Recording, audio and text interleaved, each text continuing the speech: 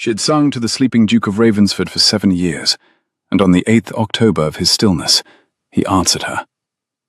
The candle was nearly burned through, and her voice, low, steady, an old Welsh hush song her mother had used to coax fevers out of children, had reached the part where the river forgets the sea.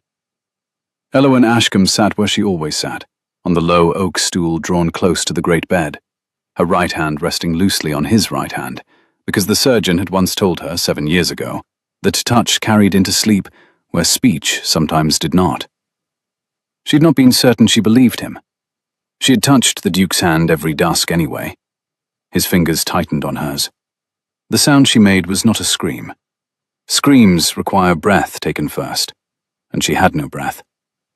It was a small, sharp inhalation, the noise a person makes when stepping unexpectedly into cold water. And she froze, with the hush song still half on her tongue, and her eyes locked on the bed. Julian Ravensford opened his eyes. They were grey. Of course they were grey. She had known they were grey. His grandmother had told her so the very first night, although the dowager had wept while she said it, and Elowyn, at 18, had not understood that grief could outlive the cause for grief by 7 years. His eyes were grey, and they were not vague. They were focused on her face, with the unblinking precision of a man who has been listening, and listening, and listening, and now is at last permitted to look. His mouth moved. The first sound was not a word. It was the dry rasp of a throat that had not formed a syllable in 84 months. And Elowyn's training as a music master's daughter took over before her panic could. She reached for the cup on the bedside table without taking her eyes off him, slid her arm under his shoulders, and held the rim to his lips. He swallowed. He swallowed again. His grey eyes did not leave her. "Never stop," he said. His voice was hoarse and quiet, and absolutely his own. "Never," he said again, more clearly. "Stop." Elowyn Ashcombe had been told for 7 years that he could not hear her, and she had sung anyway. She had been told for 7 years that her presence at his bedside was a sentimental indulgence the dowager paid for out of her own widow's portion. She had been told for 7 years that the Duke of Ravensford was, in every meaningful sense, a body without a tenant. She had not, in 7 years, allowed any of it to silence her, because her father, who had been the Duke's tutor, who had brought her to this house at 18, who had been carried out of it again on a stretcher in the spring of her 20th year, and was buried in the parish churchyard half a mile down the lane, her father had told her on his last morning, "He will hear you, child. Sing him out." And so she had sung. She had not, however, prepared a response for the moment he answered. She set the cup down with hands that betrayed her at last, and shook so violently that water ran across the polished wall mat. "Your Grace," she said. The honorific came automatically, learned by habit, though she had not used it aloud in 7 years. She had used his given name when she sang. "Your Grace, lie still. I will fetch—" "Don't," he said. His grey eyes were on her mouth now, watching the shape of her words as if he could not yet trust his ears alone. "Sing. Your Grace, sing." His hand, the one that had tightened on hers, rose 3 trembling inches off the counterpane and fell again, weak with the weight of 7 years' atrophy. "Or I will think I dreamed you." So Elowyn Ashcombe, 25 years old, daughter of a country music master, the sole surviving member of her family, drew breath and sang the river and sea verse from the beginning, while she pulled the bell cord above his head with her free hand to summon the household. By the time the dowager's footsteps came hurrying down the long gallery, by the time Dr. Calder emerged from the steward's wing with his coat still half-buttoned, by the time the great house of Ravensford Hall began the noise that had been waiting in its walls for 7 years, Elowyn had reached the river meeting sea, and Julian Ravensford was watching her face, and his grey eyes were full of tears. He did not weep. He did not have the strength yet to weep. But the tears slid sideways across his temples into his hair, and Aylwin sang on as if she did not see them, because if she stopped, she was not sure either of them would be able to begin again. Dr. Calder arrived first because he had been only across the courtyard, eating the late supper Mrs. Harrow always put aside for him on the days he stayed late in the Duke's rooms. He came in with the flushed irritation of a man interrupted at his stew and the immediate professional silence of a man who has just understood what he is looking at. He did not speak for a full minute. He stood at the foot of the bed with his hands behind his back, his white hair untidy, and he watched Julian Ravensford watch Aylwin sing. And Aylwin saw the surgeon's eyes go from grey to her own and back again, performing some calculation she could not follow. Miss Ashcombe. Doctor? How long? He spoke perhaps 4 minutes ago. What did he say? She hesitated. The first words a man says after 7 years of silence belonged in some sense to the man who said them. She did not know whether they were hers to repeat. But Dr. Calder was looking at her with the particular patient firmness she had come to know as his bedside discipline, and she answered him truthfully. He told me not to stop singing. The doctor's mouth did something that was not exactly a smile. Of course he did, he said, very quietly, as if this confirmed an old private theory. He came to the side of the bed opposite Aylwin and laid 2 fingers on the Duke's wrist. Your Grace, can you hear me? Julian's eyes moved with effort toward the doctor. Yes. Do you know who I am? A pause. Then, with the slow, working patience of a man rebuilding a cathedral from 1 stone at a time. Calder, you set my arm when I was 14. I did, Your Grace. Calder's voice did not change pitch, but his eyes briefly closed. Do you know who is sitting beside you? The grey gaze slid back to Aylwin's face. He looked at her the way a man looks at a window after a long blindness, measuring the light, trying to remember what is on the other side. She has, he said, and the syllables came slow and deliberate. A voice like rain finding stone. She is sometimes called Aylwin. She is the daughter of the music master who taught me Italian when I was 17. She has been at this bedside. He stopped. His brows drew faintly together. How long has she been at this bedside, Calder? The doctor did not look at Aylwin. 7 years, Your Grace. The silence that followed had its own weight. Julian closed his eyes briefly. Not from exhaustion, Aylwin thought, but from a private reckoning she could not enter. When he opened them again, he did not look at the doctor. He looked at her. Forgive me, he said. It was so unexpected that for a moment she could not answer. There is nothing to forgive, she said at last. You were not awake to choose. I am awake now, he said. His voice was steadier than it had been 5 minutes earlier. She could already hear it remembering itself.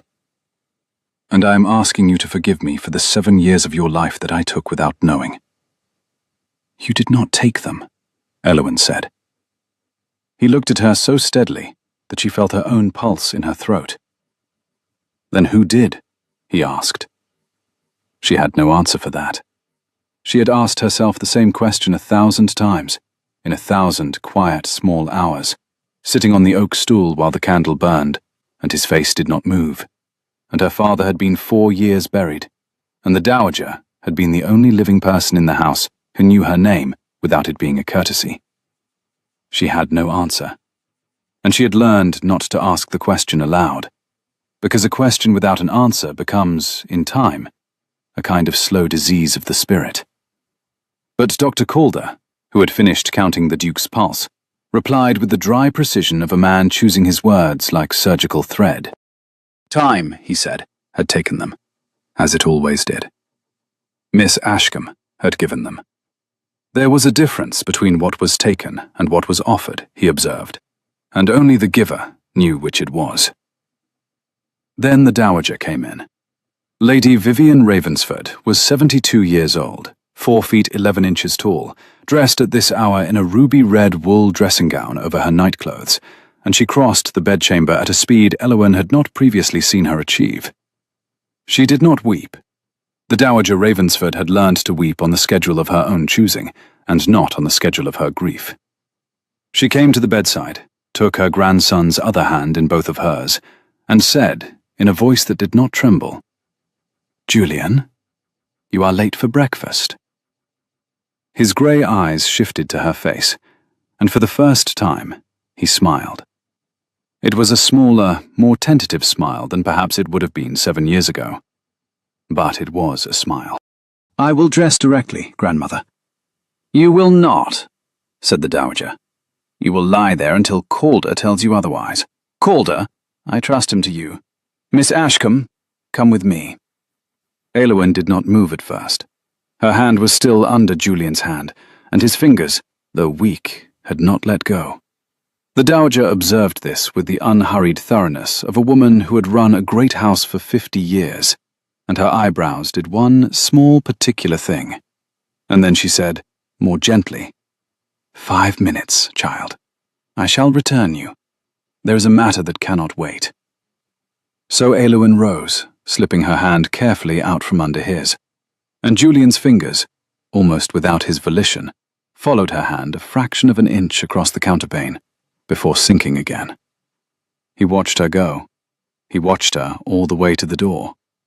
She did not look back, because if she had, she might have stayed. In the long gallery, the Dowager closed the bedchamber door behind them and leaned her small, straight back against it. "Cassius is in the house," she said. Eowyn's stomach contracted without her permission. The Dowager explained, in the brief, level voice she used for matters that had to be communicated and could not be discussed, that the Duke's male cousin had arrived at Ravensford that very afternoon, while Eowyn had been walking back from the village, that she had not yet decided how to manage him, that she would manage him now, and Eowyn need not concern herself with the particulars. The Dowager's grey eyes, Julian had inherited them, they were the same precise grey, were fixed on Eowyn's face throughout, and what they conveyed was a great deal sterner than anything she said aloud. From the moment her grandson had opened his eyes, every hour of Eowyn's life in that house was going to be measured by a man who had spent 7 years assuming the house would be his. The Dowager did not need to elaborate. Eowyn began, faintly, to protest that she had no claim on the household.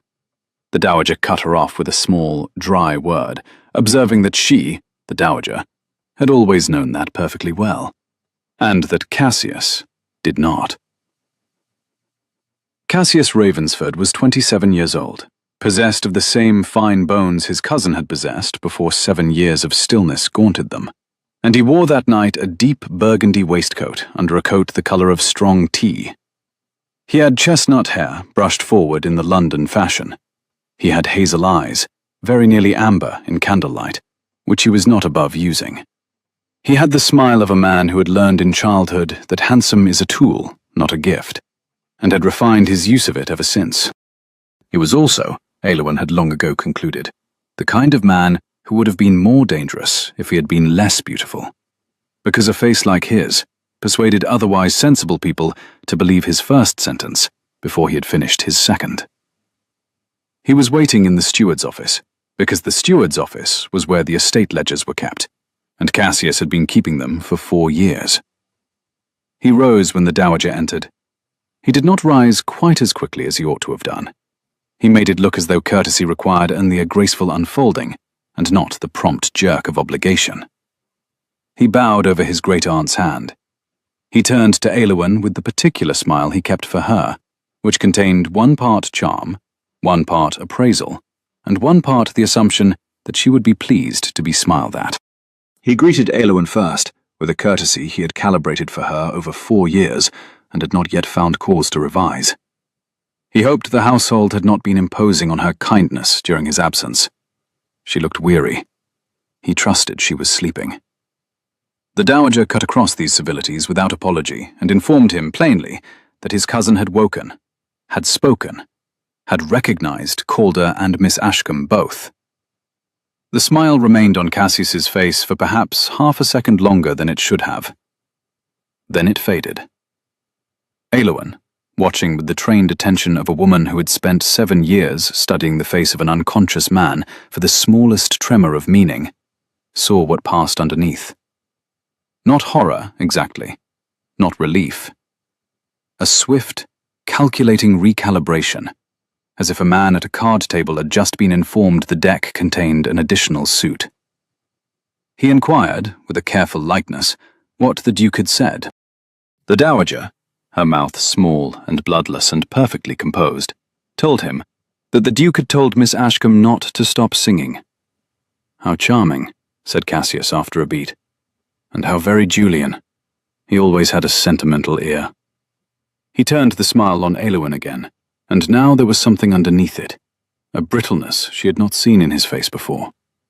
He observed that she must be astonished, that he was astonished himself, that he had begun to consider her devotion a kindness offered to a man who could no longer reward it, and now he saw it was to be rewarded after all. "I sang because I was asked to sing, sir," Eowyn said, more quietly than she had intended. "Not for reward." He waved this away with a small, light gesture, and turned to the Dowager to ask whether he might see his cousin. The Dowager refused, civilly. Calder was with the Duke. The Duke had spoken his first words within the hour, and was not yet a man one might visit. He was a man one might pray for. Cassius accepted this with the tightest of smiles, and observed, dryly, that he had been praying for his cousin for 7 years. He did not look at Eowyn as he said this, but Eowyn, who had stood at the door of the Duke's bedchamber every dusk for 7 years and had counted the visitors, could have told him precisely how often he had set foot in that room. She had counted 9 times. She did not say so. The Dowager, she suspected, had counted as well, and would mention it at her own choosing. Cassius bowed and went. When the door had closed, the Dowager looked at Eowyn for a long moment. Then she crossed the small carpet and put one tiny, dry hand on Eowyn's wrist, and informed her, with the unappealable softness of a woman who had run a great house for 50 years and had no patience for argument at the end of a day, that Eowyn would not sleep in her own narrow chamber that night. She would sleep in the green chamber, which was across the corridor from the Dowager's own, and Mrs. Harrow would lay a fire there. The Dowager added, in an entirely conversational voice, that she would be obliged if Eowyn did not argue with her at the end of the longest day of her life. Eowyn did not argue. She slept 4 hours. She dreamed of nothing. She had been 18 the first time she crossed the threshold of Ravensford Hall, and she had been afraid. This memory came back to her, unbidden, in the grey hour before dawn, while she was lying in the strange green chamber with the fire her ladyship had ordered burned down to embers. She did not try to push the memory away. It had returned to her at intervals across 7 years. She had given up resisting it. It came with the sound of her father's voice and the smell of horse and damp wool, and her father saying gently, "Stand straight, Eowyn. He does not see you, but he hears you. Stand the way you would stand if he could see." Mr. Ashkin had taught Italian and rhetoric and music to 2 generations of Ravensford boys. He had taught Julian Ravensford from the age of 7 to the age of 17. Diligent boy, the elder Ashcombe used to say, with a real ear, and a habit of asking the question his teacher had hoped not to be asked. When Julian had been thrown from his horse on the Easter Eve of his 21st year, returning at speed from a fire at the Wensleydale farm, where one of his tenants had been trapped under a fallen beam, the tenant, a man called Ainsley, had been pulled clear by Julian himself before the Duke remounted to ride for help. When Julian had been thrown, and had struck his head on the stone milepost at the bottom of the Ravensford lane, and had not woken from the blow, the family surgeon had tried every art he knew, and then he had sent for Eowyn's father. He had not sent for him as a tutor. He had sent for him as a man who knew the Duke better than any surviving relative, and who could tell them whether the boy he had taught for 10 years would have wanted his life prolonged in a body that did not answer. Mr. Ashcombe had ridden up to Ravensford Hall in the rain, and had sat at Julian's bedside for 2 hours. The room he sat in had been quickly and inadequately rearranged for a long illness. 2 heavy chairs had been moved to the far wall to make space for a low cot the dowager had ordered set against the bed for the night nurses. The carpets had been rolled back from the hearth, and a brass spittoon, empty, kept brushed, placed where the carpet had ended. The smell of the room was unfamiliar to him. Lavender water, beeswax, the bitter tincture Calder had been administering. And behind all of these, very faintly, the smell of a young man who was not moving, and was not, in any visible respect, any longer a young man at all. Mr. Ashcombe sat for 2 hours by the bedside and listened, to Julian's breath, to Calder's small movements at the table by the window, to the rain on the high panes. And at the end of those 2 hours, he had said, quietly, he would have wanted to be sung to. Sung to, said Dr. Calder. Lady Vivian, said Mr. Ashcombe, Your Grace, and begged her to forgive a country tutor's overreach. The Duke's mother had sung. He had told Mr. Ashcombe so when he was 9. She had been lost to him before he could properly remember her face. But he had remembered her voice, and he had kept that voice in his ear his whole boyhood as one keeps an ember. If there was any sound that could reach the Duke where he had gone, Mr. Ashcombe ventured. It was a woman singing. Not for show. For him. Where, said the Dowager, do you propose I find such a woman? Mr. Ashcombe had looked at her. He was a small, neat, grey-haired widower of 54.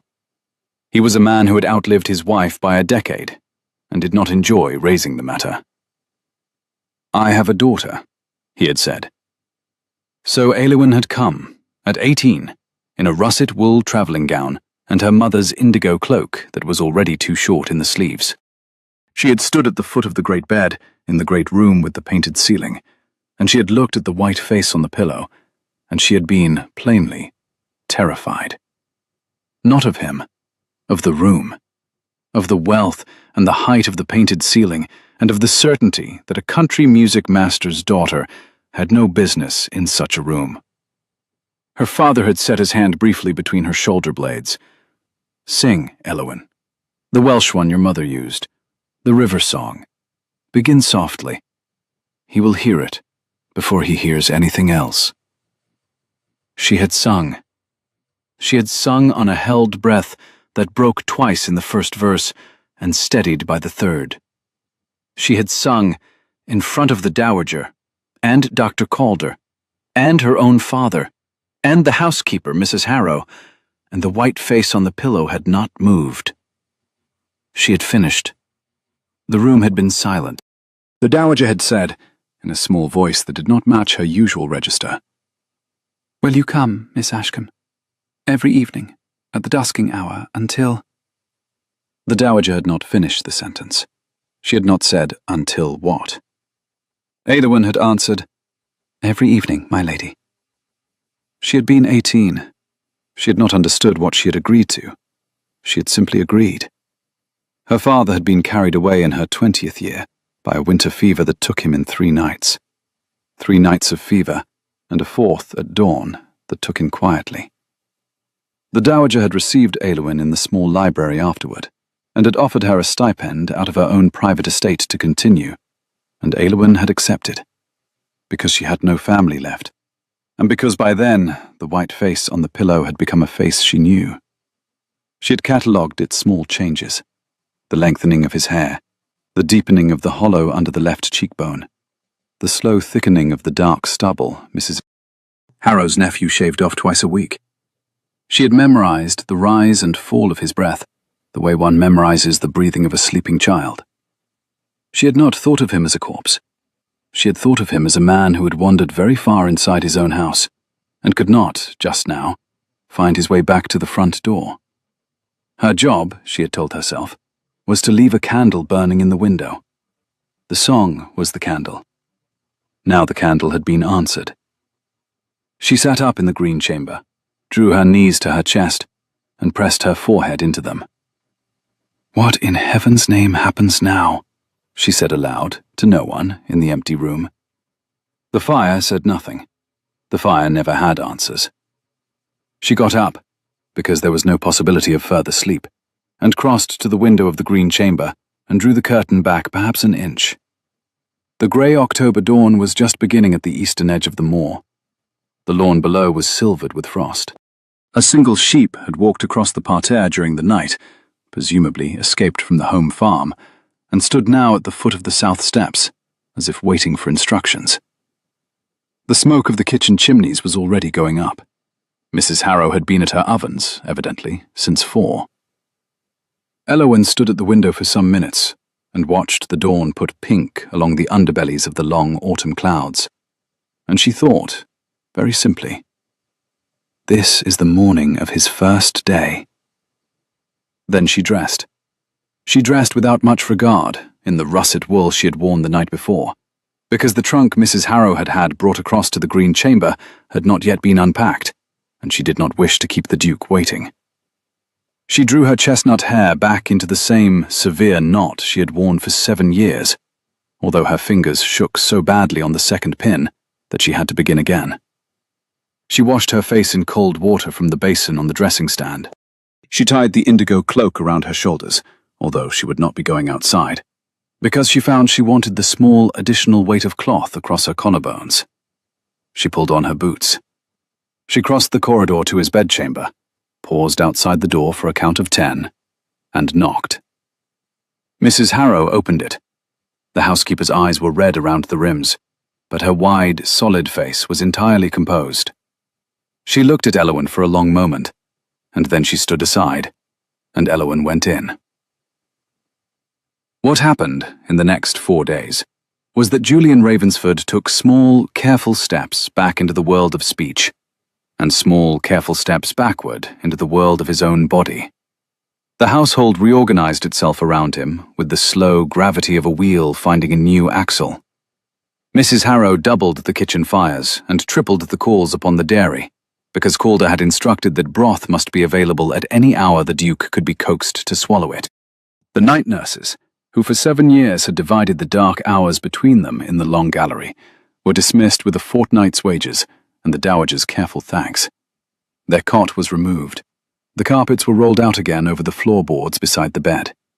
The room itself slowly became a bedchamber once more, and not a sick room. Curtains that had hung half-drawn for years were tied back. A tall mahogany shaving stand was carried up from the Duke's old dressing room and reinstalled in its proper corner, and the dust that had collected on its mirrors was carefully sponged away. The smell of the room changed by degrees. Less of the bitter tincture, more of cut beech logs from the courtyard woodpile, more of the apples Mrs.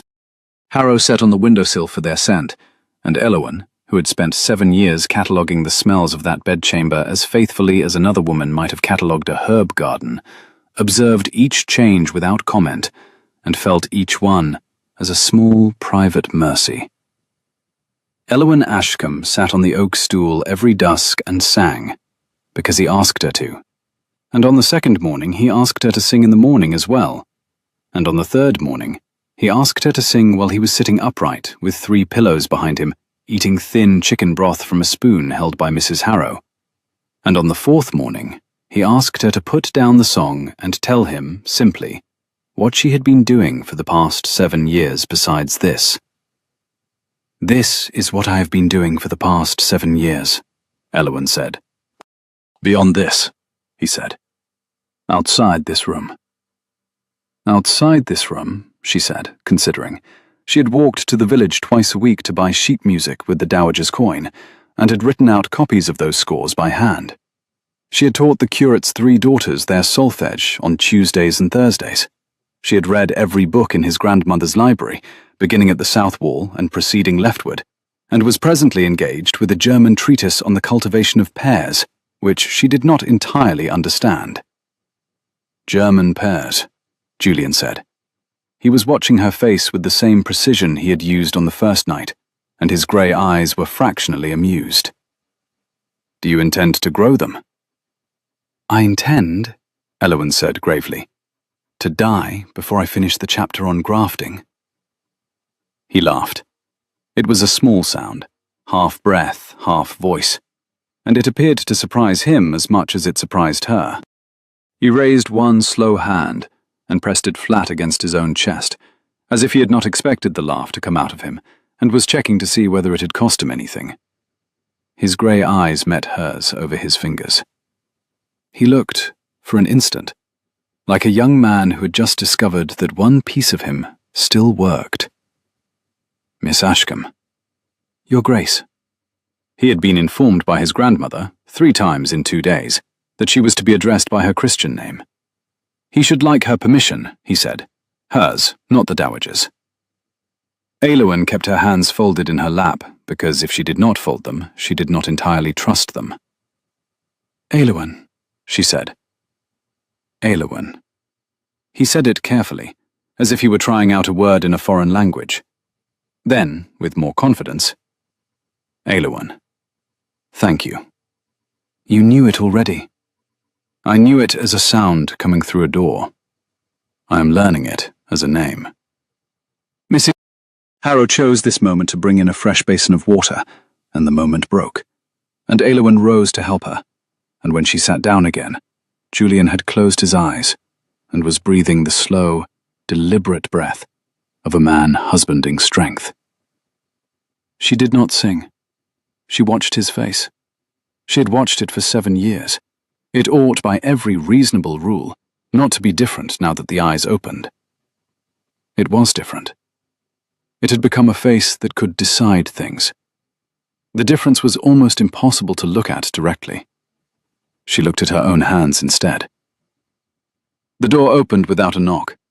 Cassius Ravensford had come up to the bedchamber every day since his arrival, and on each of the previous 3 days he had been turned back at the door by Dr. Calder, or Mrs. Harrow, on the dowager's instruction. Today, evidently, he had decided to walk past whoever stood between him and his cousin. He was magnificently dressed. He was in a coat the colour of green moss, with cut steel buttons, and a cravat tied so precisely that it must have taken a London valet half an hour. He was smiling. Julian, he said. Not Your Grace, not cousin.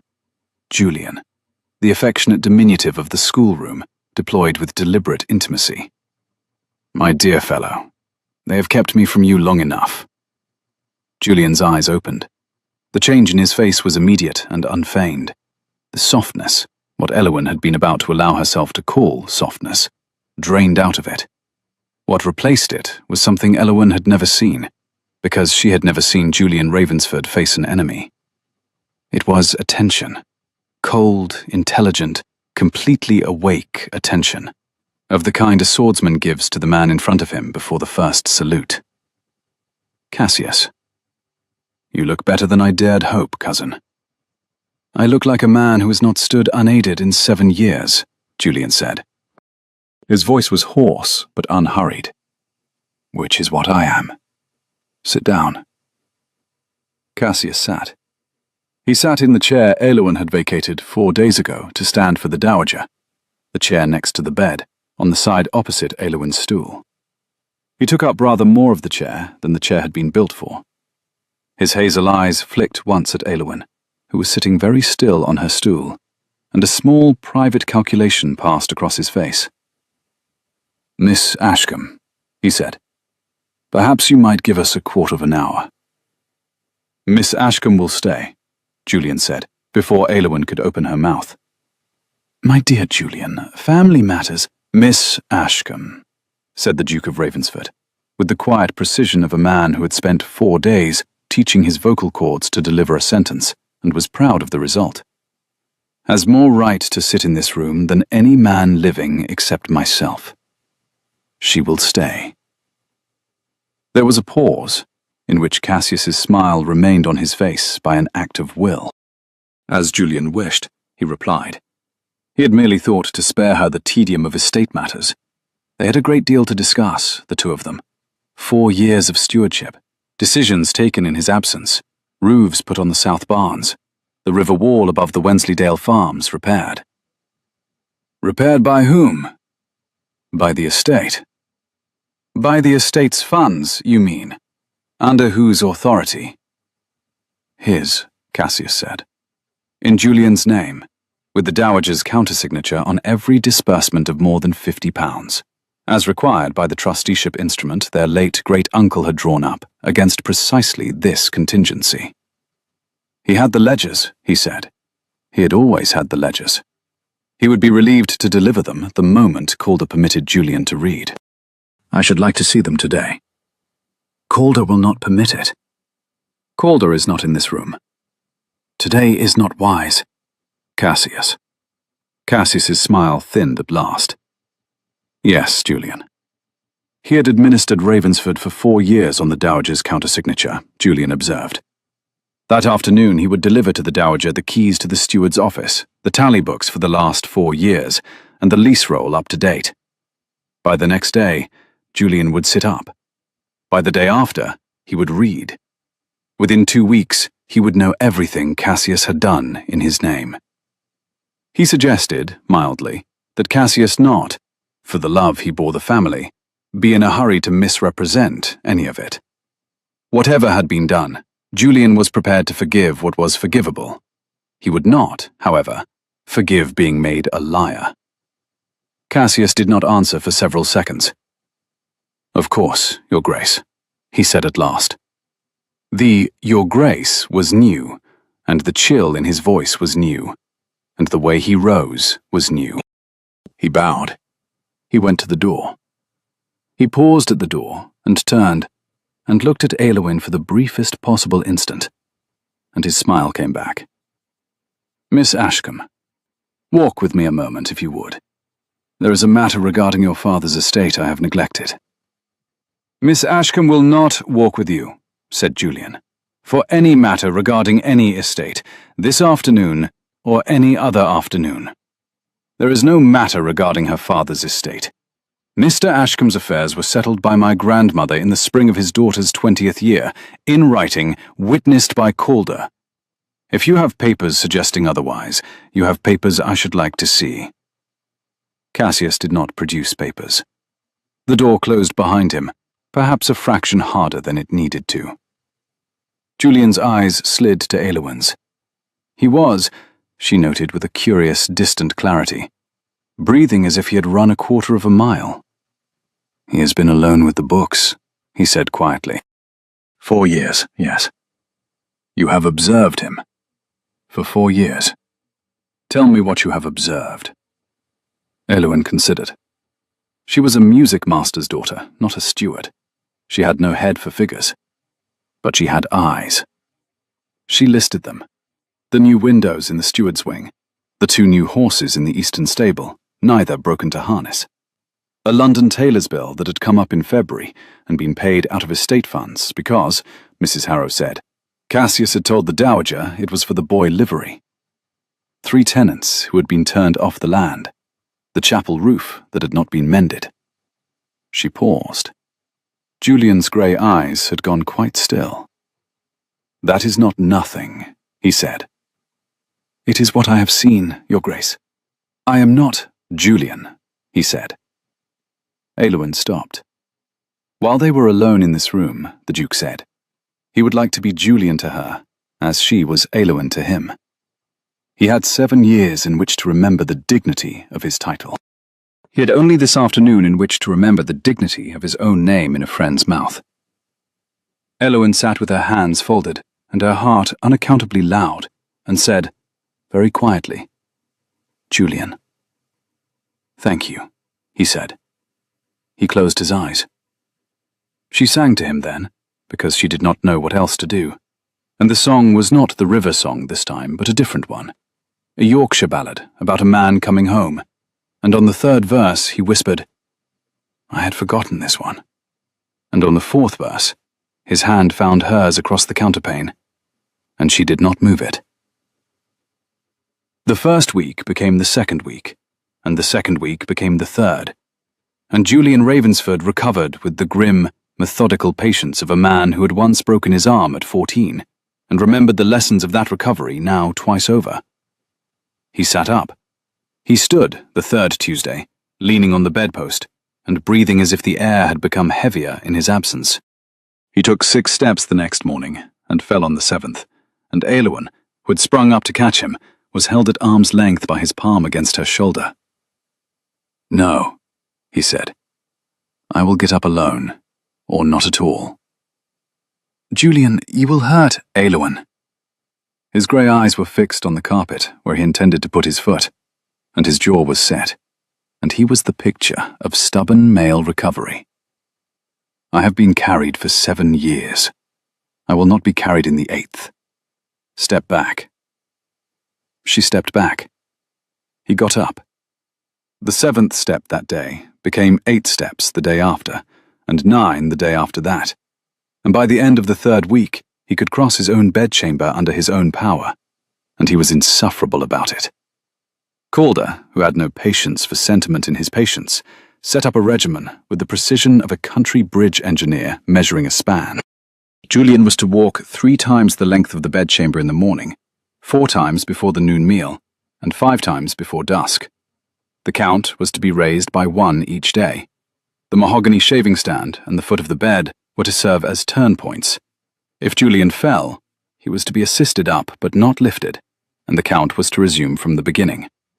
Eowyn, who had not been consulted in the design of this regimen, but found herself somehow appointed its enforcer, sat on the oak stool with a small book of accounts she had started keeping for the dowager's stipend, and entered each day's count in a column at the back of the book in her round, schoolmistress hand. Julian, when he had finished his count for the morning and was breathing as if a horse had stepped on his chest, would lean against the mahogany shaving stand and watch her enter the figure, and would observe, with a forced and entirely unconvincing nonchalance, that he hoped she found his progress satisfactory. She generally did not give him the satisfaction of confirming it. By the middle of the 2nd week, he had moved out of the great bed into a small armchair set near the window, and from there to the long padded settle by the fire. By the end of the 2nd week, he had shaved himself, with a great deal of grumbling about the unsteadiness of his hands, and had then refused, on principle and rather childishly, to allow Mrs. Harrow's nephew anywhere near his throat with a razor for the rest of the season. He read newspapers. He read the Dowager's prayer book in the evenings, which startled both his grandmother and Eowyn, although for different reasons. He read, twice, the small green-bound volume of Sheridan's plays that he had had brought up from the library on the 2nd Wednesday, and he laughed aloud, twice, in places Eowyn could not have predicted. She came in once to hear him laughing in an empty room with a Sheridan open on his knee, and she stopped at the threshold, and she did not speak, and he looked up at her over the book with the small private smile of a man who has just remembered an old friend. Calder pronounced him, on the morning of the 18th day, to be doing better than any patient of his recollection had any business doing. The Dowager pronounced him, on the same evening, to be a great deal more himself than was, perhaps, comfortable for the rest of the household. Mrs. Harrow pronounced him, on no particular evening, but to anyone in the kitchen who would listen, to be his late father's image when he was 22, and could mind his manners about the broth, or be sent to bed without it. Eowyn, who had no household standing from which to pronounce anything, observed in private that the Duke of Ravensford, in good health, was a person of considerable and slightly alarming presence, and that she was not entirely sure what to do with this information. "You walk," Eowyn observed one afternoon, "like a colt born in a teapot." "That," Julian said, "is unkind." "It is accurate." "It is unkind and accurate. Did you sit at my bedside for 7 years to bully me when I woke?" "I sat at your bedside for 7 years," said Eowyn, "because I was paid." He looked at her sharply. Then he saw her face. Then he laughed. The second laugh, less surprised this time, with more of his real voice in it, and said, "I see, we are now bantering." "It would appear so." "Where did you learn to do that? You did not banter when you were 18. "I taught myself, while you were unavailable to teach me. The library is large." "What did you read on the topic of bantering, may I ask?" "Sheridan. Most of Sheridan." "Sheridan," Julian said gravely. "I am to be repaid for 7 years' silence in Sheridan. Mercy, woman." He did not, he observed afterward, when he had time to observe such things, recall ever in his prior life having said the word woman to a person directly. The Sheridan had a great deal to answer for. It was that afternoon, the afternoon of the first true banter, that Mrs. Harrow brought up the post on a small silver tray, and there was, at the top of the post, a letter addressed to His Grace the Duke of Ravensford, in a crabbed legal hand that Aylwin recognized at once as belonging to Mr. Pellow, the family solicitor in York. Julian opened it. He read it once. He read it twice. His face did not change, but Aylwin, who had spent 7 years studying his face for the smallest signal, saw the small thing that happened to his jaw. "Cassius has filed," Julian said, "for an inquiry into my competence." Aylwin put down her sewing. Julian explained, in his quiet, hoarse voice, what Cassius had done. He had gone to the Court of Chancery in London and presented a sworn affidavit that the man who awoke from 7 years' sleep was not, in any meaningful sense, the man who had gone to sleep, that his reasoning was impaired, that his judgment was unfit, that he was open to the influence of any party near him, but his decisions in the past 3 weeks regarding the estate were voidable, that a guardianship of his person and estates was required, and that Cassius, as the next mill of the line, was the obvious party to undertake it. Aylwin's hands, in her lap, had gone very still. "He must produce witnesses, must he not?" she said. He would, Julian said. He had named 3 already. One was a London doctor who had not seen Julian. One was the curate of their parish, who Julian did not believe had crossed the threshold of the house in 5 years. The third... He stopped. "The third," he said, "is Miss Price." "Miss Price," said Aylwin carefully, "is one of the upper chambermaids." "Yes." "Who has been at the Hall for 2.5 years?" "Yes." "Whom your cousin engaged personally on his last visit?" "Yes," said Julian. "Whom my cousin engaged personally." He set the letter on the counterpane and laid his palm flat upon it. And who would, he imagined, be prepared to swear in court that during the past 3 weeks she had observed him to be confused, agitated, suggestible, and entirely under the influence of an unmarried woman of dubious origin, who had spent 7 years occupying an unpaid position in the bedchamber of an unconscious peer. Aylwin did not move. That, Julian said, was the suggestion Cassius would make, and his voice was now not hoarse at all, and not weak. It was the voice of a man who had remembered exactly who he was. Cassius would say that his first words upon waking had been a request to be sung to, that he could not bear to have her leave the room, that he had addressed her by her Christian name in front of staff, that he had refused to discuss estate matters without her present, that, by Cassius's account, he could not be left without her. "And you are, in fact, doing none of those things." "I am doing all of those things, Aylwin. We both know it." The silence in the bedchamber was the kind of silence that has a temperature. "Then I must withdraw," Aylwin said very quietly. "From this room. From this house. I should never have—" "You will not withdraw." "Julian, listen." She would not withdraw, he told her. The moment she withdrew, his cousin's case became the truth. Not the appearance of the truth. The truth. Cassius would say Julian had gone mad without her, and he would be correct, because what Cassius was doing was calculated to drive him mad. She would stay, Julian said, and they would fight this, and they would win it. And they would not win it by being meek about it. "Julian, and," he said, with a small, grim smile, "you will sing to me through every minute of it, because if I am to face the Court of Chancery in a fortnight, I shall need the river to keep finding the sea." He held out his hand, palm up, on the counterpane. After a long moment, Aylwin put hers into it. The Dowager said, when she had read the letter, "He has dared more than I supposed him capable of daring. Very well. We shall be obliged to teach him the correct measure of his daring." Dr. Calder, when he had read the letter, gave his verdict bluntly. Cassius could not win. He had not the medical evidence. But he could drag the matter through 3 months of public hearings and humiliate Miss Ashcombe in newspapers from Edinburgh to Bath. They would have to go to London, he told the Duke, sooner than he should like. Mrs.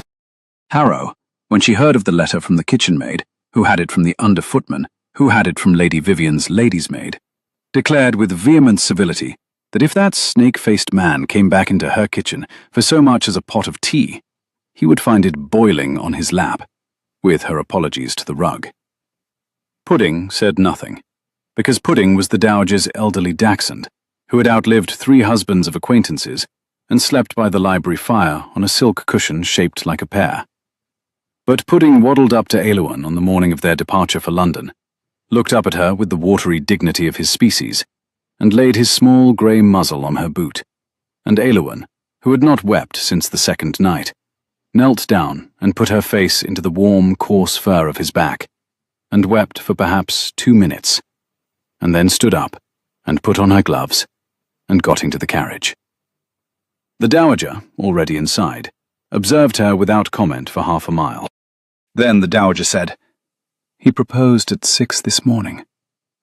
Aylwin turned her head so quickly she felt a small pain in her neck. "My lady." To her, the Dowager said, not to Aylwin, she clarified. Julian had had her roused at 6 and informed her that as soon as the inquiry was disposed of, and his strength permitted, he intended to ask Aylwin to marry him. He had wished his grandmother to know it before any other party, and had wished her to refrain, these were his words, from mentioning the matter to Aylwin on any account, which was, the Dowager added dryly, why she was mentioning it to her on this account. He had also requested her blessing. The carriage rolled on. Aylwin's voice, when it came, was small. "Did you give it?" "Of course I gave it." The Dowager looked out of the window for some time. Then she said, in a different voice, a smaller, older voice that Aylwin had never heard her use before. She had lived in that house for 51 years, the Dowager said. She had buried 2 husbands, and a son and a daughter-in-law. In all those years, there had been one sound in that house that made her believe a thing might come right, and it had been Aylwin's singing. So when Aylwin married her grandson, if she chose to, she would be marrying a man who had learned to listen to her before he had learned to look at her. There were, the Dowager observed, worse foundations for a marriage. Aylwin looked at her hands. "Lady Vivian," she said, "I have not said that I would. He has not asked." He would ask, the Dowager said, properly, not from his bed. He would ask after he had stood in the Court of Chancery and put her great-nephew in his place, and not before. He had informed her of this also. The Dowager smiled, faintly, into the carriage curtain. It would seem, she observed, that after 7 years of stillness, her grandson had come back to himself rather pointedly. The carriage rolled on, into autumn, into the mud-thick roads south, into London. The journey south to London took 4 days in the Dowager's old travelling carriage. The carriage had a green leather interior, brass fittings polished to the soft glow of long use, and a foot-warmer lined with copper, which Mrs. Harrow had filled fresh with hot embers at every change of horses. The roads were thick with autumn rain.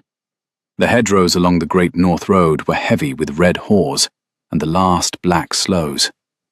Smoke rose from village chimneys in the still, wet air. In the towns where they stopped, Doncaster, Newark, Stamford, Biggleswade, the inn-yards were loud with the bustle of stagecoaches running before the worst of the season closed the roads altogether. Aylwin, who had not slept on a coaching-inn bed since she was 18, slept badly on each of them, and made up the deficit by dozing for an hour each afternoon against the green leather, while the Dowager read her prayer book and Pudding snored on the opposite seat. Julian had been forbidden by Calder to make the journey on horseback, which had been his first proposal. He had compromised by riding outside the carriage on the box for an hour each morning while the air was thin and the road was clear, and by sitting inside it the rest of the day, with his eyes politely closed whenever Aylwin wished to feign sleep. He carried a book of Sheridan's plays in his coat pocket, which he did not open. Aylwin pretended not to notice this. The Dowager, whose powers of observation had been honed by 72 winters, observed everything and remarked upon nothing. London opened around them like a wet book. The hearing was scheduled for the second Tuesday of November in the Court of Chancery, before Master Whitfield, in a small, dark, wood-panelled room in Lincoln's Inn that smelled of pipe smoke and damp wool. Cassius's counsel was a Mr. Henschel, a thin man with a nose like a Roman general and a habit of pressing his fingertips together as if they were instruments of measurement. Julian's counsel was Mr. Pellow himself, the family solicitor, brought up from York, who had not appeared in a London court in 11 years and was visibly uneasy about it. The Dowager said, the night before the hearing, "Pellow is a good man. He is not the right man. We are going to require additional counsel." "There is no time," said Dr. Calder. "There is time," said the Dowager Ravensford, "for a woman who has a goddaughter married to the Lord Chancellor's nephew." There was, as it turned out, time. The additional counsel was Mr. Levitt, a King's Counsel of approximately 50, who arrived at the small townhouse the Dowager had taken in Bedford Square at 9 o'clock the night before the hearing. He ate a cold supper at the Dowager's table, listened to the case for 40 minutes, and asked 4 questions. He would take the matter, he announced. He required Miss Ashcombe to breakfast with him at 7, that he might know her voice as she would use it in court. He required Dr. Calder to present him with the medical record before breakfast. He required Lady Vivian to refrain, with all respect, from her customary directness in the witness box. He inquired, dryly, whether he might have these things. "You may," said the Dowager. "Then I believe we have a contest, Your Grace. Not a defence, a contest. There is a distinction, and we shall observe it." He bowed and went. Julian, who had not spoken much in the journey down, he was managing his strength with the discipline of a soldier rationing powder, looked at his grandmother across the dining-room table. "Granny." "Yes, my dear." "You have been conducting this campaign without informing me of every flank." "I am 72, Julian. You have a great deal to learn from me before I die. We had best begin with the Lord Chancellor's nephew's wife, and proceed at our own speed." He laughed. It was, Aylwin reflected, as she lay in the strange London bed that night, listening to the rain on the unfamiliar London roof, the 3rd time since she had known him that Julian Ravensford had laughed in her hearing. 2 of the 3 had been at his grandmother. She tried to commit the count to memory. She could not sleep. At 1:15, she heard footsteps in the corridor.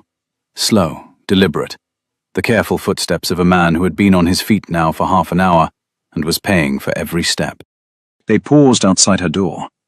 They did not knock. After a moment, they passed on toward the staircase. Aylwin lay still for perhaps 30 seconds. Then she got up, wrapped a shawl around her shoulders over her nightgown, opened her door without sound, and went after him. She caught him at the head of the stairs, leaning on the banister, breathing as if the banister were the only thing in the world keeping him upright.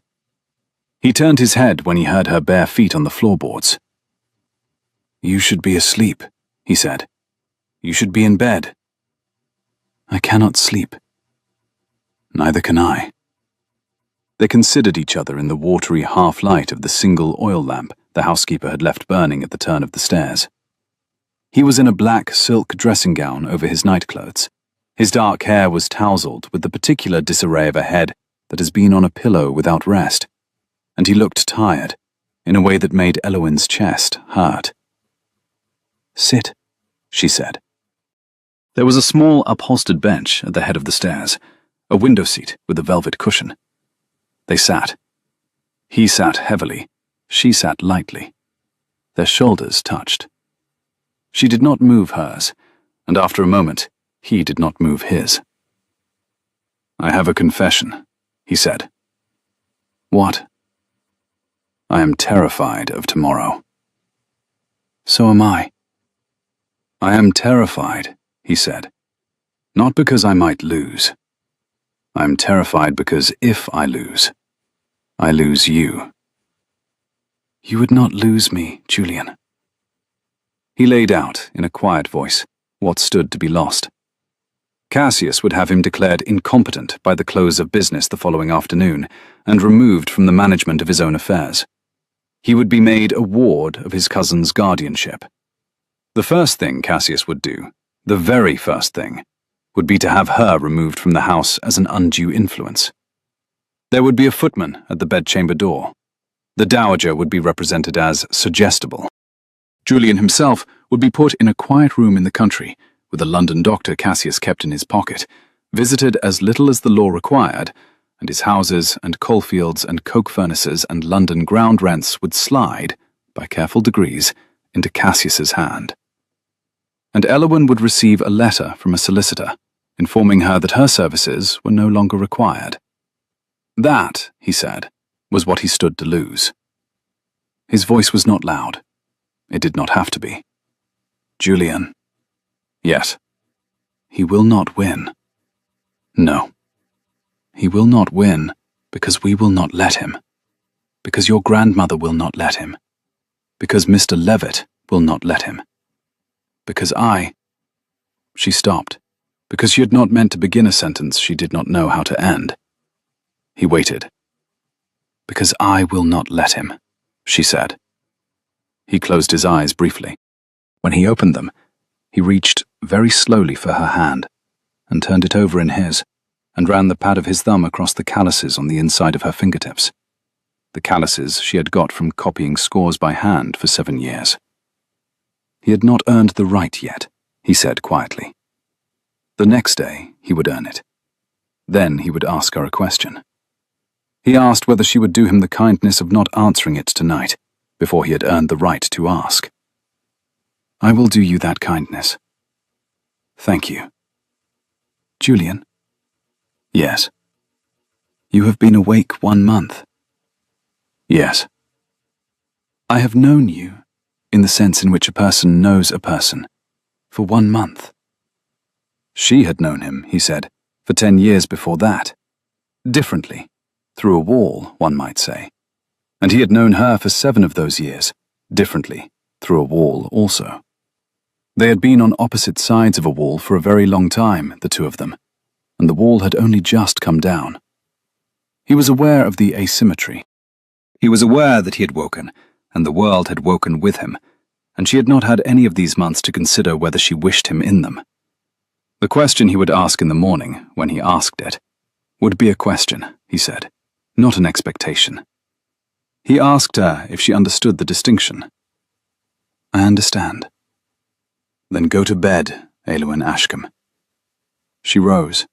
So did he, though slower. She turned toward the corridor that led to her chamber. He turned toward his. She paused. Julian? Yes. Whatever happens tomorrow, she said, I have not regretted 7 years. I want you to know that before the morning. She did not wait to see his face. She walked to her chamber, closed the door, leaned her forehead against the wood, and only then did she let her shoulders shake. Mr. Henschel, on behalf of Mr. Cassius Ravensford, opened the case in the Court of Chancery on Tuesday morning by laying out, in tones of measured concern, the medical and circumstantial grounds on which his client wished to assume the guardianship of his cousin's person and estates. He spoke for 40 minutes. He invoked the eminent London physician. He referenced the curate. He referred, discreetly, with averted eyes, to the question of irregular feminine attendance over a period of years. He suggested that the Duke's affections had been cultivated, in the way creeping ivy cultivates the wall that eventually pulls down. He sat down with the satisfaction of a man who believed he had laid his foundation well. Mr. Levitt rose. Mr. Levitt did not, at first, speak. He looked at Master Whitfield. He looked at the bench. He looked at Mr. Henschel, who had taken his seat. He looked, finally, at his own client, the Duke of Ravensford, who was sitting in a wooden chair set discreetly to one side of the chamber, dressed in a coat the colour of pewter with silver buttons, his hands folded calmly in his lap, his grey eyes steady, his face thinner than it ought to have been, but in no other respect remarkable.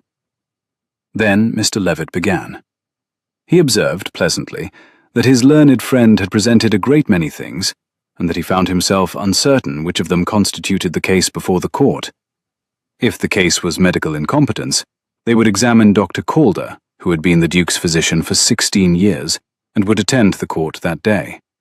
If the case was undue influence within the household, they would examine the household, the housekeeper of 32 years' service, the Dowager Lady Vivian, who had been at Ravensford for 51. If the case was that an unmarried woman, who had sat 7 years at the bedside of an unconscious peer, was, by that fact alone, a creature of opportunity, then he confessed he looked forward to that part of the case extremely. Indeed, he had prepared for it. Master Whitfield, on the bench, who had been a young barrister himself 30 years ago, and remembered the trade, allowed himself the smallest movement of his eyebrows. The matter before the court, Mr. Levitt went on, turning now directly toward the bench, had been presented as a question of medical capacity. It was not. It was a question of access to a great fortune. The petitioner was the Duke's male cousin. The petitioner had, for 4 years, administered the Duke's estate under the Dowager's countersignature. The petitioner had had every reasonable expectation, 3 calendar months ago, that he would inherit. The Duke had woken. The petitioner had filed. Those were the facts. The medical evidence was a costume worn over them. With Master Whitfield's permission, Mr. Levitt would now proceed to remove the costume. He then proceeded, over the course of the morning, to do precisely that. He called Dr. Calder, who described in 20 unhurried minutes the precise medical condition of the Duke at the moment of injury, at intervals during the 7 years, and at the present time. He produced charts. He produced the Duke's recorded weights, pulse rates, breath counts. He testified that the Duke's reasoning, on examination, was as it had been at 21. Slower at retrieving recent vocabulary, no slower in argument. He called Mrs. Harrow, who informed the court, with the comfortable severity of a woman who had run a great kitchen for 3 decades, that Mr. Cassius Ravensford had visited his sleeping cousin in 7 years, a total of 9 times, that Miss Ashcombe had visited the same cousin every dusk of every day, except for one period of 3 weeks in her 20th year, when her father lay in his final illness, and that anyone in the house who had eyes could tell which of the two was the relation of opportunity. He called the Dowager, who did not raise her voice once and did not need to. And then, at the close of the morning, he called Miss Elowen Ashcombe. Elowen rose. She had dressed carefully that morning. She had not dressed in mourning, because she was not in mourning. She had not dressed in finery, because she had no finery. She had dressed in a gown of plain, dark indigo wool. It had been the Dowager's gift, made by a London modiste in 3 days to Mr. Levitt's specifications, with white linen at the throat and at the wrists, and her chestnut hair was drawn smoothly back, and her grey-green eyes were entirely steady. She was 25 years old, and she walked from her seat to the witness stand, and she swore upon the Bible to tell the truth, and she sat down and folded her hands. Mr. Levitt began, as he had warned her he would, with the quiet boilerplate of identification. Name, age, parish of birth, the date of her father's first appointment to Ravensford Hall, and Elowen answered each in turn, her voice a little smaller than she had hoped, but level. "How long have you known the Duke, Miss Ashcombe?" "Personally since my 18th year, sir. By name in my father's household, since I was a child of 7. "And how often have you attended at the Duke's bedside in his illness?" "Every evening at dusk, sir, with the exception of 3 weeks in my 20th year, when my own father lay in his last illness." The courtroom was very still as she answered. Master Whitfield was watching her over the silver rims of his spectacles. Mr. Henschel was making, with great care, a small note on the foolscap before him. The Dowager, in the front row, kept her gloved hands precisely folded over the head of her cane. Julian, in his chair to one side, did not look at Elowen at all. He had told her, the previous night in the small parlour at Bedford Square, that he intended not to look at her in court, except when she looked at him, because it was important to Mr. Levitt's case that her testimony should appear to belong to her, and not to the man it concerned. She found, after the first 3 minutes, that she did not need him to look at her. She could feel his attention, even through the back of his head. "And what did you do at his bedside, Miss Ashcombe?" "I sang to him." "Why?" "Because," she said, her father had told her his ear would receive a song where it would not receive speech. Because the Dowager Lady Vivian had asked her to. Because at first, she had done it for them. And because afterwards, she had done it for him. "Miss Ashcombe, were you paid for this attendance?" "After my father's death, yes. The Dowager paid me a stipend out of her widow's portion. £40 the year, with my keep." Mr. Levitt let the figure rest for a moment in the air of the courtroom, before he repeated it back to her, very gently, as if confirming a number on a tradesman's bill. £40 the year, for 7 years' nightly attendance on a sleeping man. Elwyn confirmed it. She heard, distantly, a small sound from one of the newspaper men along the back bench that might have been a low whistle, or might have been a cough. Mr. Henschel's hand paused for a fraction of a second above his foolscap, and then continued. "Did you understand this?" Mr. Levitt asked, in the same quiet voice. "To be a sufficient sum?" Elwyn considered. She had not, in 7 years, considered the question. She had understood it, she replied, to be a kindness, Your Grace. She had no other family. The Dowager had kept her in the house. The sum had been generous, given that she had no expectation of marriage and no other prospect. "And had you, Miss Ashcombe, any expectation that the Duke would wake?" "My lord," she said, and her grey-green eyes lifted to Master Whitfield's at last. She had had hope, but she had not had expectation. She had been told for 7 years by competent physicians that he would not return to himself. She had been told by the Dowager to sing as if he might, and she had sung as if he might. When she had not sung as a person who expected reward. She had sung as a person who had been asked to do a kind thing, for a household that had taken her in when she had no other place. She had sung as if her father was standing behind her shoulder, because he had asked her to, and he was no longer with them. She was not sure, she said, what other answer his lordship wished. There was a small silence in the court. Mr. Henschel, on the other bench, rose and bowed and asked permission to cross-examine. He was given permission. He came forward with his fingertips pressed together.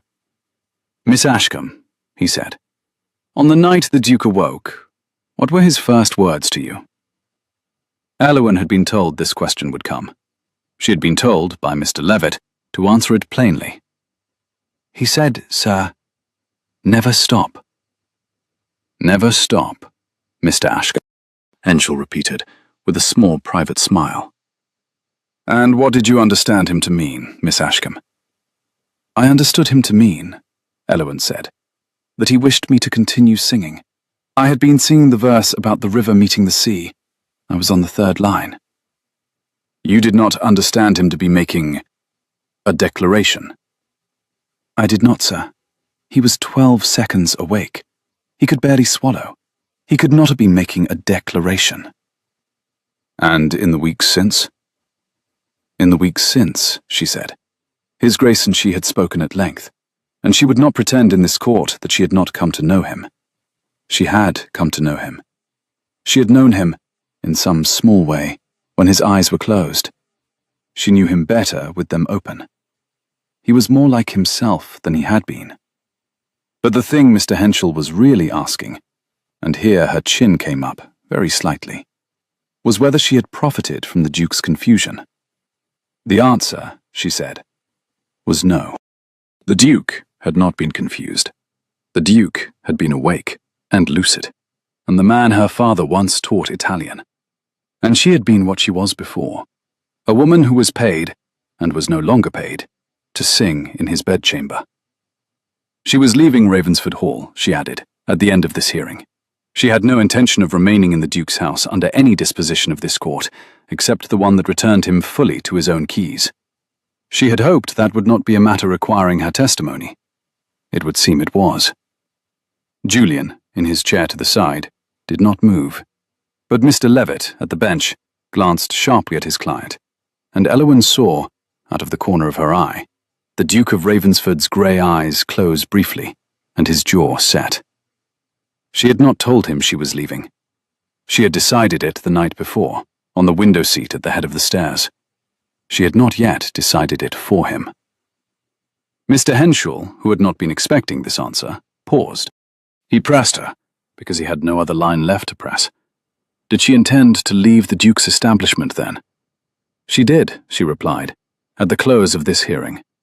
Her father's small cottage in the Wensleydale, which she had not seen in 7 years, was waiting for her. She would take up residence there. She would give music lessons in the village.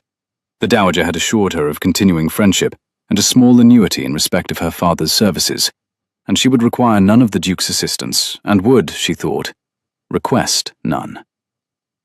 Mr. Henshall, growing visibly desperate, attempted to characterize this as a renunciation. She cut him off without raising her voice. I make no claim, sir. I have never made a claim. I sang because I was asked. I leave because I was never engaged for any other purpose. She sat very still in the witness chair, her hands folded, her chin level, her grey-green eyes on the wall just above Mr. Henshall's left shoulder, and her voice did not waver. Mr. Henshall, evidently feeling that his case had been somehow inverted in the past 2 minutes, tried for a moment to retrieve it. And yet, Miss Ashcombe, you have addressed the Duke by his Christian name in front of his servants.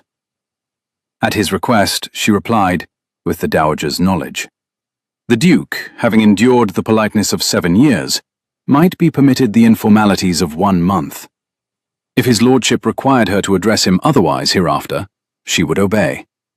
He had not been in a position to order it of her, and she had not given it without his asking. And the late nights at his bedside? In the company, she replied, of Mrs. Harrow, of Dr. Calder, of the Dowager Lady Vivian, of any combination of 3 of them at any given time. She asked evenly whether Mr. Henshall was suggesting she had been alone with the Duke without the household's knowledge. I am suggesting, then suggest it plainly, sir, that I may answer it plainly. Master Whitfield, on the bench, said quietly, Mr. Henshall, sit down. Mr. Henshall sat down. Master Whitfield looked at Elowen for a long moment. Then he looked at Julian. Then he excused Miss Ashcombe from the witness box and adjourned the court to consider its disposition. He directed Mr. Levitt and Mr. Henshall to attend him in chambers. His eyes moved to Julian, and he indicated, courteously, that he should like, if his grace was willing, to address one question to him privately before he ruled, and asked whether the Duke would remain in court.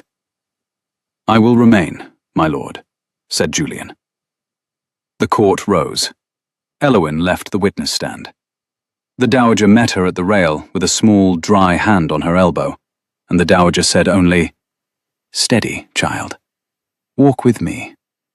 And they went out together into the corridor, and stood for 10 minutes by a tall, narrow window that looked out onto a wet, brown courtyard. The Dowager did not speak. Elowen did not weep. After 10 minutes, an usher came to fetch them. When they returned to the chamber, Master Whitfield was already on the bench. Mr. Levitt was on his feet. Mr. Henshall was very still in his seat. Cassius Ravensford was, Elowen saw with one quick glance, a different shade of pale than he had been an hour before.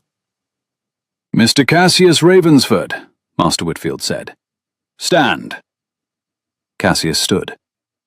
He had considered the petition brought to this court, he said. He had considered the medical evidence. He had considered the testimony of the household. He had considered at some length the testimony of Miss Ashcombe. He had spoken with the Duke. He paused. He found, he announced, no medical or circumstantial basis for a guardianship. The petition was dismissed. The Duke was competent. The estate was, and remained, in his hand.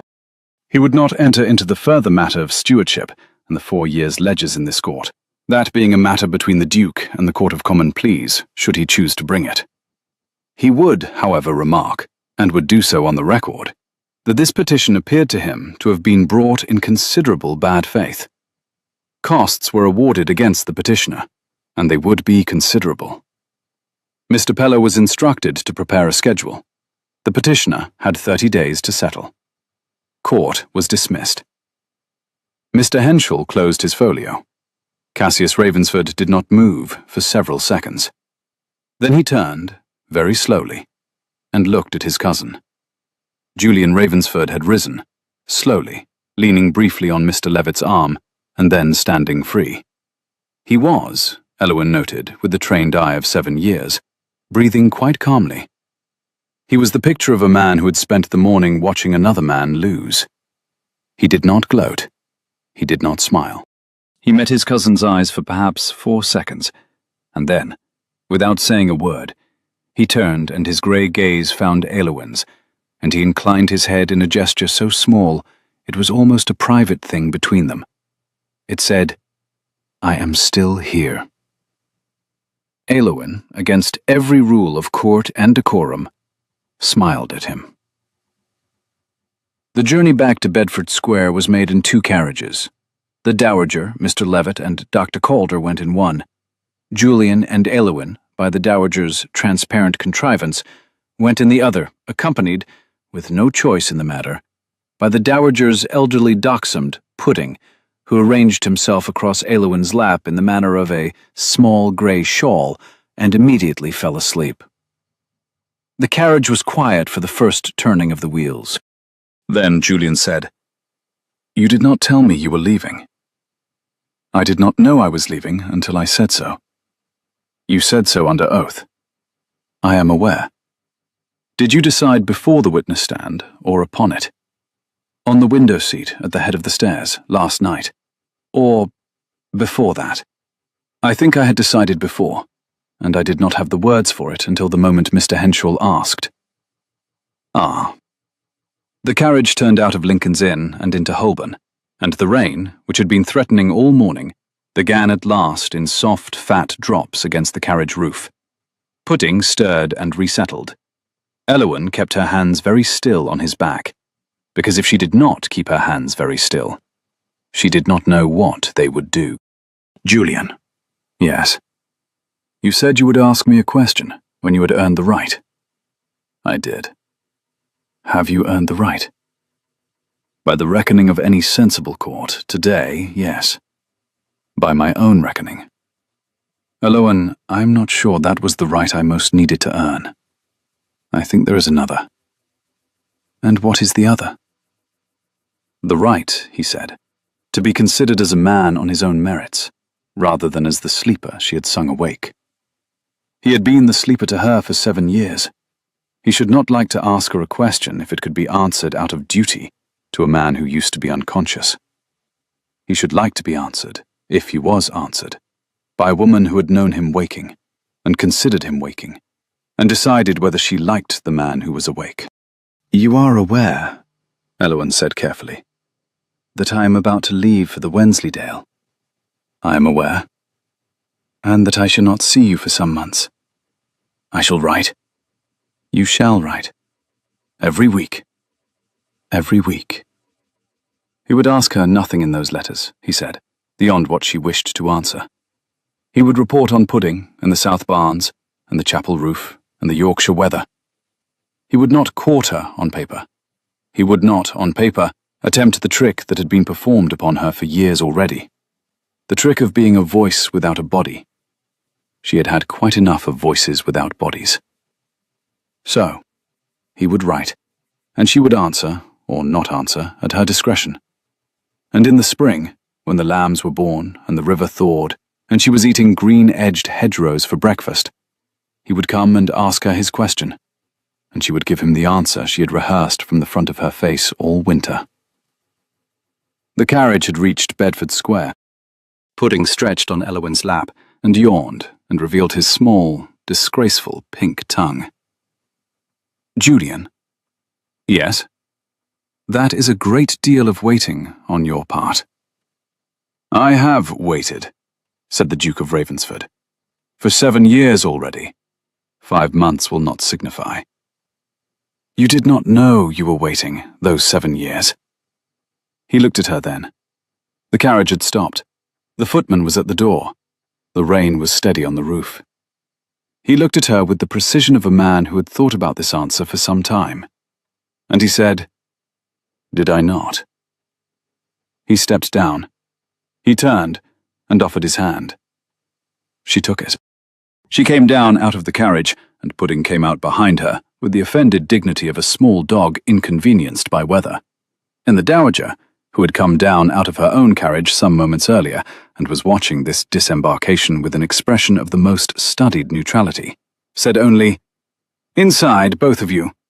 Mr. Levitt has won us a case, and is no doubt expecting his sherry." Mr. Levitt got his sherry. Cassius Ravensford did not appear at the townhouse, and was not expected to. That night, Elowyn sat with the Dowager for an hour in the small parlour at the back of the Bedford Square house, and they did not speak much.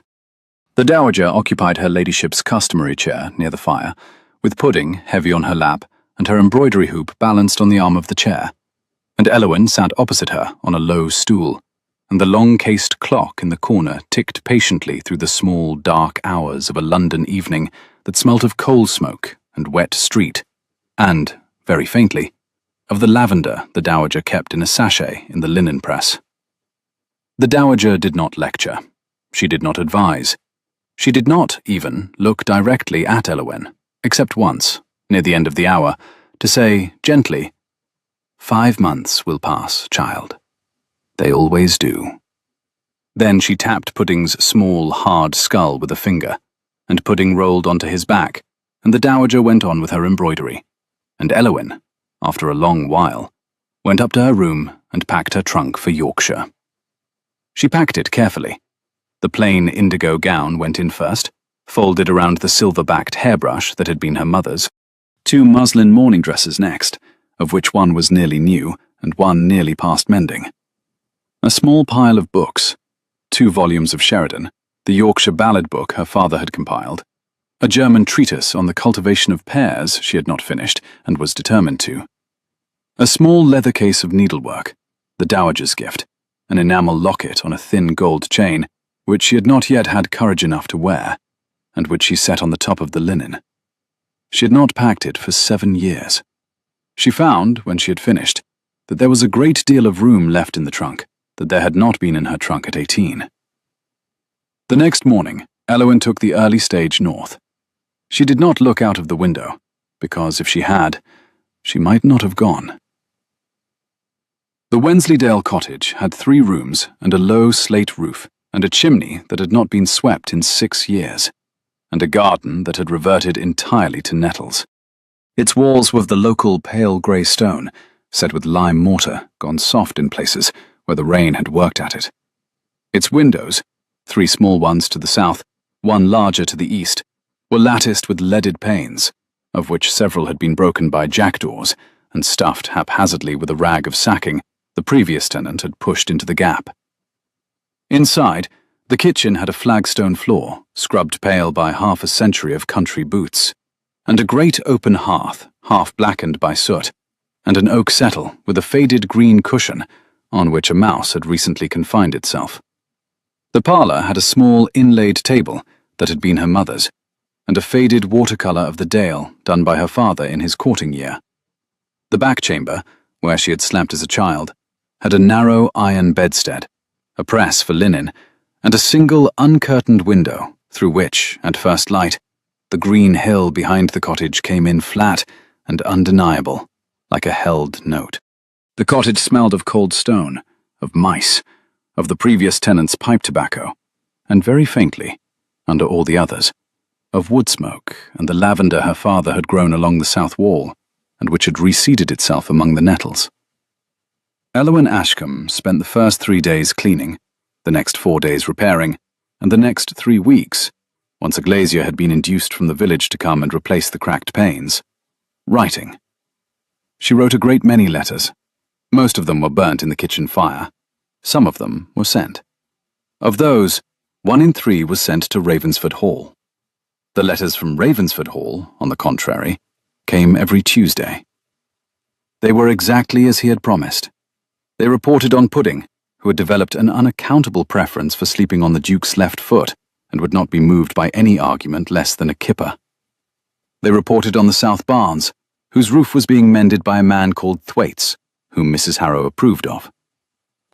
They reported on the chapel roof, on which work would commence in March. They reported, in a brief paragraph that Elowyn read twice, that the 3 tenants Cassius had turned off the land had been written to at their new addresses, offered the return of their old holdings on the original terms and, in 2 cases of 3, had accepted. The third, an elderly widower, had asked instead for a small cottage near his married daughter, and was being given it. They reported on the 4-year ledgers, which had been examined, which had revealed exactly what they had been expected to reveal, and on which the Duke had, with his solicitor's advice, declined to pursue further legal action against his cousin, in exchange for the cousin's signed undertaking to leave the kingdom. Cassius Ravensford had taken passage to Halifax. The letter mentioning this fact noted, in a separate paragraph, that the Dowager had ordered the windows in the steward's wing to be replaced on her own account, that the matter might be considered closed. The letters reported on the weather. They did not court her. They did not, however, conceal that their writer would be glad of an answer. Elowyn answered, mostly. Sometimes she did not. She wrote about the cottage, about the goat she had acquired. The goat was called, with more wit than charity, Mr. Henshaw. About the curate's daughters, whom she now taught Tuesdays and Thursdays, as before. She wrote about the long Yorkshire dusks. She did not write about him. She thought about him, every dusk, as the light drew down behind the moor and the kettle boiled on the hob. She sang, sometimes, while she worked, the river and sea song her mother had used, and she did not need to ask herself why. The Wensleydale winter folded itself around her, with the patient hostility of a winter that has been doing the same thing in the same dale for 1,000 years. Snow came on the 2nd of December, and did not properly leave until February. The road to the village was passable on 3 days in 5, and entirely impassable on the rest. The curate's 3 daughters arrived for their Tuesday lessons in patterns with wet stockings, sang their solfege through chattering teeth in front of Elowyn's hearth, and were sent home with hot bread and a stern note to their mother to keep them indoors on Thursdays. Mr. Henshaw, the goat, newly acquired from a farmer in the next village in exchange for the mending of a torn shirt and 3 afternoons of music for his daughter, proved, on closer acquaintance, to be a creature of strong views and stronger appetites. He ate the small plot of winter cabbages Elowyn had hopefully planted in October. He ate the apron she had hung on the garden wall to dry. And on the morning of Christmas Eve, he ate a corner of the Dowager's last letter, where Elowyn had carelessly left it on the kitchen settle. Elowyn, who had not lived alone in her life, her father had been with her until 20, the Dowager and Mrs. Harrow after that, and the great house always within doors, discovered slowly that solitude was a thing that had to be learned, and that she had a small, natural aptitude for it. She woke early. She lit her own fire. She walked, on every clear morning, up the green hill behind the cottage, and stood for a while on the broken stone wall, and looked out across the dale, and the quiet of the dale entered her bones like a slow tide. She read a great deal. She wrote, in a small, leather-bound book she had bought in Hawes for 6pence, a daily account of the weather, the goat's misdeeds, and the curate's daughter's progress on the descending chromatic scale. She did not write, in the small, leather-bound book, anything about the Duke of Ravensford. She thought, when she set the pen down each evening, that there was something faintly cowardly about this. She did not, on reflection, mind being a coward in this one thing. In late February, the post brought a letter that was thicker than usual. Inside was a smaller envelope, addressed in a hand she recognized immediately. Small, neat, deliberately patient, and a single sheet that read, "I am told that the Wensleydale roads will be passable from the 2nd week of April. May I come and walk with you? I will bring no question. I will bring my boots. J." She wrote back, "Bring the boots." She did not say the rest of it, because she did not need to. She thought he would understand. She put the letter into the post and walked up the hill behind her cottage, and stood in the wind and laughed, once, sharply, like a woman discovering she had been carrying a stone in her pocket for months and could finally set it down. Then she went home, and she put more wood on the fire, and she began, for the first time since she was 18, to consider what dress she might be wearing when next he saw her. He came on the 11th of April. The lambs were 3 weeks old. The blackthorn was in full white blossom along the lane, and the green-edged hedgerows the dowager had teased about in the carriage were exactly as predicted. Mr. Henschel the goat had taken up a position on top of the garden wall and was observing the road with the malevolent intelligence of his species. Pudding, who had, against Mrs. Harrow's strong advice, been brought along, was walking on a long red lead and was, every 6 steps, sitting down in protest at the mud. Julian was dressed in country tweeds, a dark green coat, brown breeches, and the boots he had promised. He had put on perhaps 12 pounds across the winter. His face had filled out. His grey eyes, when she came around the corner of the cottage with a basket of cut nettles for the pot, were the same grey eyes that had opened in October, but they were the eyes of a man who could now stand in his own weight. "You walk," she said, "considerably better." "I have been threatened," he said gravely, "by my grandmother, with the loss of Pudding's affection if I did not." "Pudding has chosen me." "Pudding," Julian said, "is a faithless dog." He set the lead down. Pudding sat.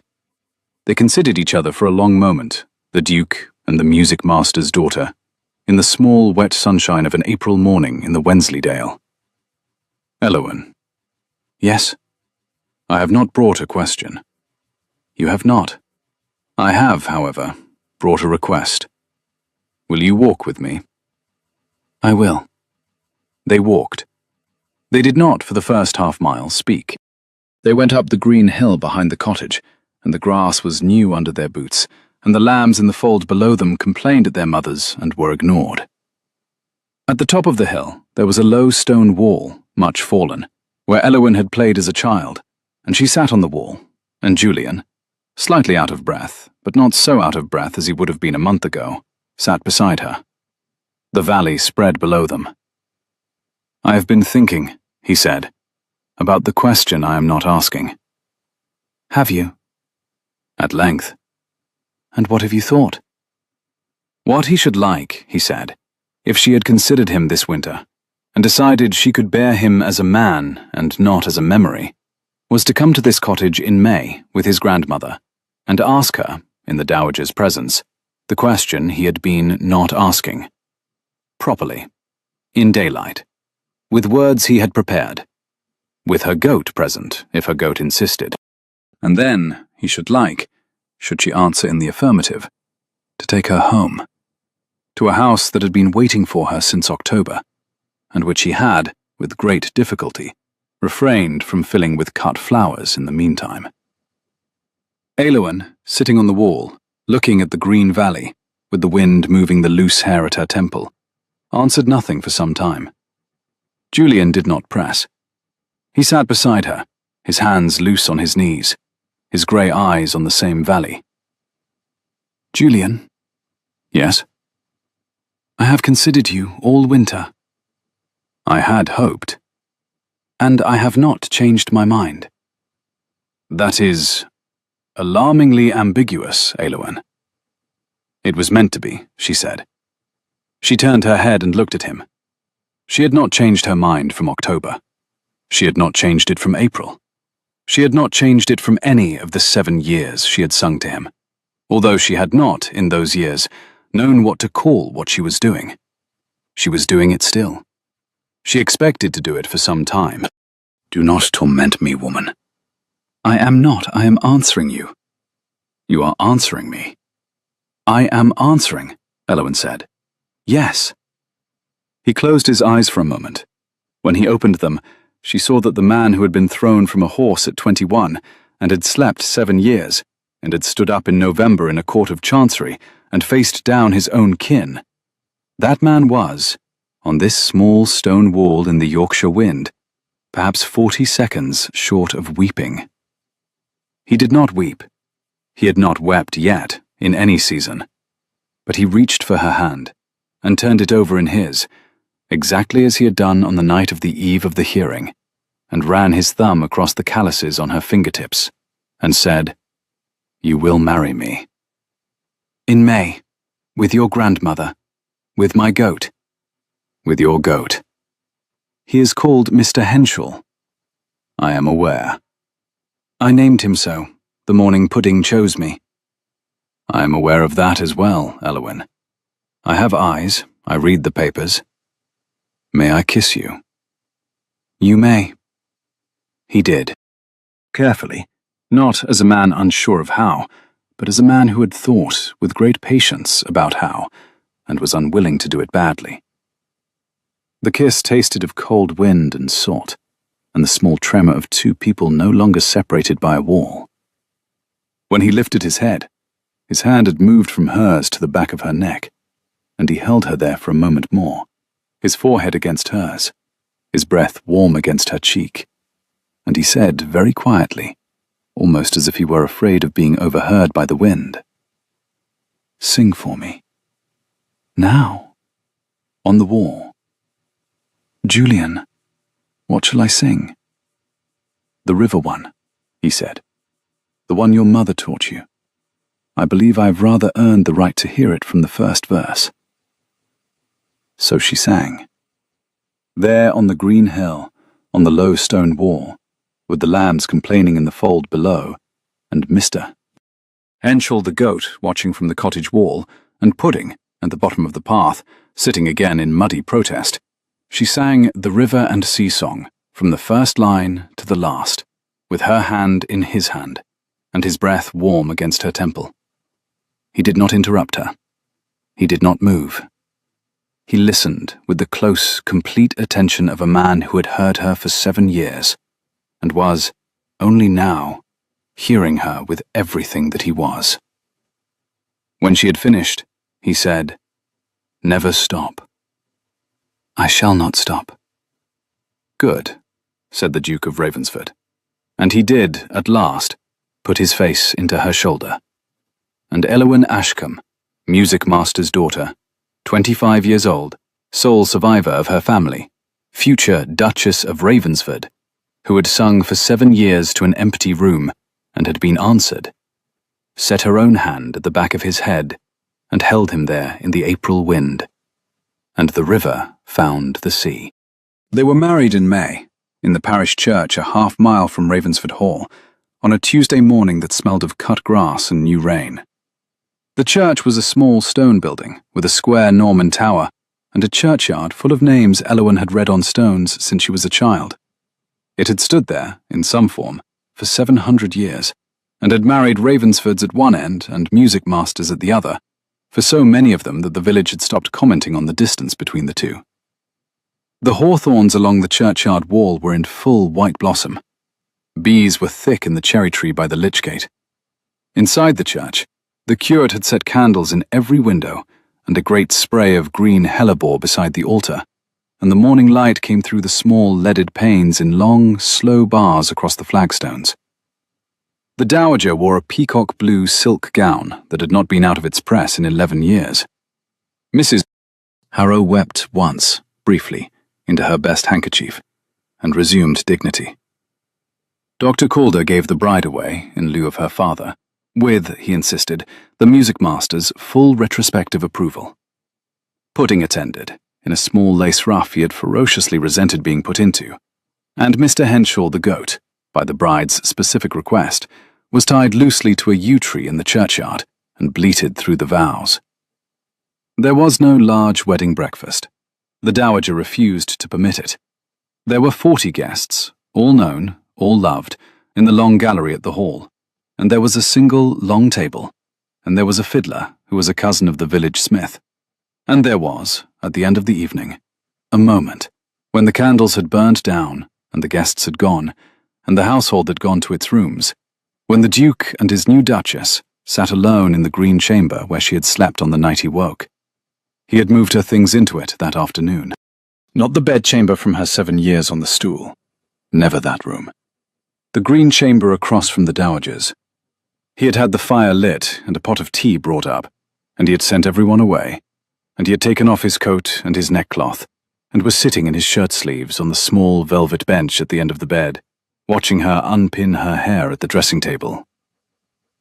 Elowyn. Yes? You sang at the church.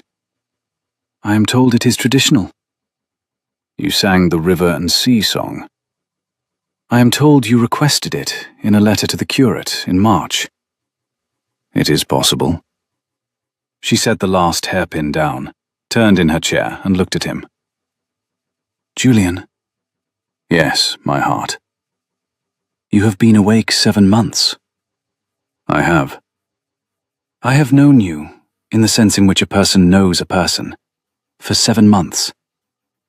You have. And before that, of course. His grey eyes were warm. For 7 years. Differently. Through a wall. Through a wall. The wall is down. It is. She rose. She crossed the small space of the green chamber in her plain white nightgown, with her chestnut hair down her back, and she sat on the bench beside him, and she put her head on his shoulder, and his arm came up, slowly, deliberately, like everything he did, and settled around her waist. The fire spoke softly to itself. I have not asked you, he said. What? What woke me? Julian. It is a fair question. I have lived with it. I have not asked it of you. I am asking now, in this room, on this night, because I think now I am permitted. She thought about this for a moment. I do not know what woke you, Julian. I have asked Calder. He does not know. I have asked the Dowager. She does not know. What do you think? I think, she said slowly, that you woke because the river found the sea. I think you woke because some sounds, sung long enough and patiently enough, become the way home. That is not a medical answer. I am not a doctor. I am a music master's daughter. You are the Duchess of Ravensford. As of 9 hours ago, yes. But I was a music master's daughter for 25 years before that, and I shall, I think, be a music master's daughter for some time after. You will sing to our children when we have them. I will.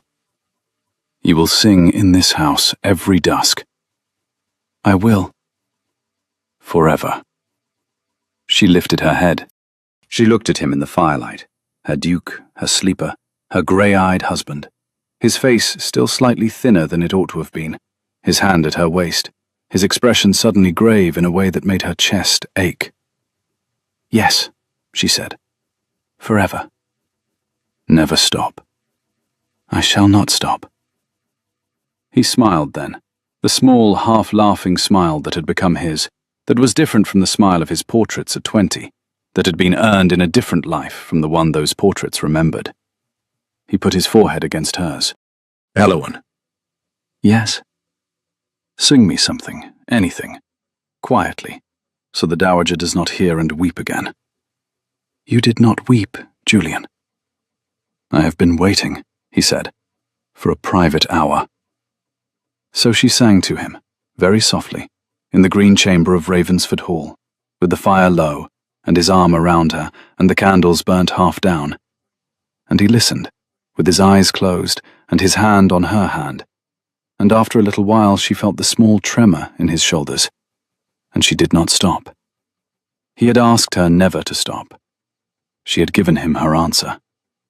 She kept singing. The river found the sea. Outside, the spring wind moved the new leaves of the great oak by the lane, and the long lights of the upper gallery winked out one by one, and Ravensford Hall, for the first time in 7 years and 1 winter, went to sleep with its master awake within it, and the music master's daughter at his shoulder, and a voice he had heard for 7 years, still moving through the rooms of the house, like the slow returning tide that had, at last and after all, brought them home.